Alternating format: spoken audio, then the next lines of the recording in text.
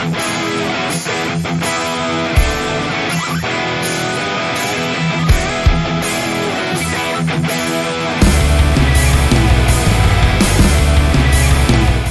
now what we're going to do is we're going to show you the functionality of our operator console.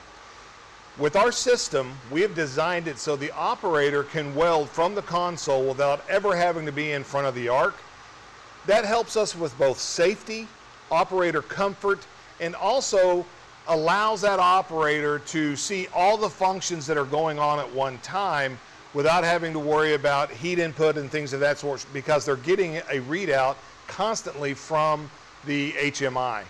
So what we're going to do is Samantha's going to go around to the operator console, and we're just going to walk through some of the functions and the process by which you would go about loading in a program. If you're ready, Samantha.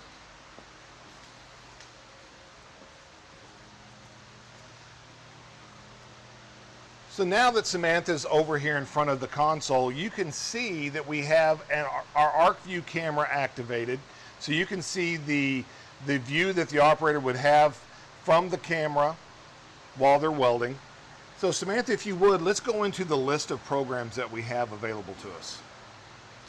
So this screen that we have open right now is our operator screen, and so this is what you're going to see when you're actually doing the weld. You can see your % done for your job progress, so how far along you are into your weld, how long it's taking. You can see what number pass you're on and what number pass that the Redi2Weld is programmed to finish at.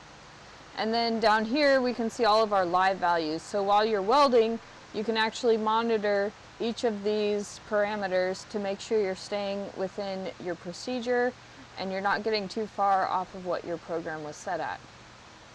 We can go to our select program page, and this gives us a list of 50 programs that we can program. Right now we have a couple already in here for some 6-inch Schedule 40 and some 4-inch Schedule 10 for our demos. And what you're going to do is you're just going to select which one you want and go to your edit program screen. When you're on this screen, you have at your disposal all of the parameters that are needed to program the Redi2Weld, and you're just going to go through the list of each parameter and set it at what you want it to be at. Right now we're on a 4-inch Schedule 10 demo for a stainless steel coupon, and so we have some basic parameters. Our voltage is set at 10.2, and so that just gives us a good height. We have our pipe OD programmed, and that will help with our travel speed as well. When you program your pipe OD, the headstock automatically adjusts for travel speed so that you're running the same inches per minute for each program. And then you can also program your travel speed to be faster or slower. And then you have your oscillation width for your weave, the times that go with your weave, and then you can also program for our hot wire TIG process. You can program how many amps are on our wire and also how fast our wire is oscillating.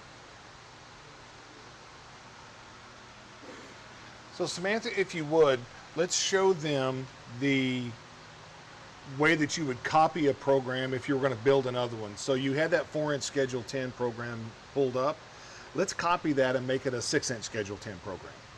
Yeah, so what I would do for that is I would go to my select program screen and I would pick just an empty program. So let's say I'll copy it into program 10. I'm going to go to our copy program button, and it's going to ask me what program I want to copy, which is program 3. And I'm going to paste it into program 10 and hit the copy button. It'll tell you when your program is copied. You say OK, close this screen, and then you have a copy of program 3 and program 10. What I would do then is immediately rename it so that I don't get confused.